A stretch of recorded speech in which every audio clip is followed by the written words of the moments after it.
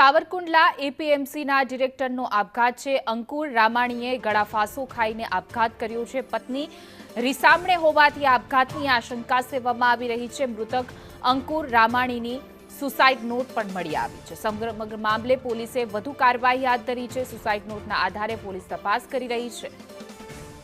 વધુ વિગતો સાથે અમારા સંવાદદાતા સૂર્યકાંત ચૌહાણ જોડાઈ ગયા છે। જે સૂર્યકાંત, સમગ્ર આપઘાતની ઘટનામાં ક્યાં ખુલાસા?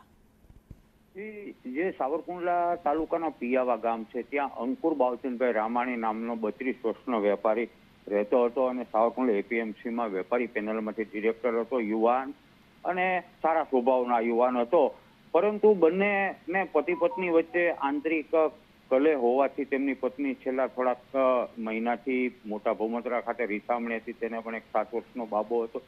ત્યારે આ બંને વચ્ચેનું જે ટેન્શન હતું તેને લીધે તે આજે વહેલી સવારે 6 થી 7 વાગ્યાની આસપાસ પોતાને ઘરે જ ગળાફાંસો ખાય અને જીવન ટૂંકાવ્યું હોવું છે, જેની ઘટનાને આધારે વંડા પોલીસ તપાસ ચલાવી રહી છે। વંડા સરકારી હોસ્પિટલ ખાતે તેમને બોડીને પીએમ ખાતે લઈ જવામાં આવી છે। સૌથી મહત્વની વસ્તુ એ છે કે અંકુર રામાણી છે તે તેમના પિતા બાવચંદભાઈનો એકનો એક દીકરો હતો અને 4 બહેનો હતી।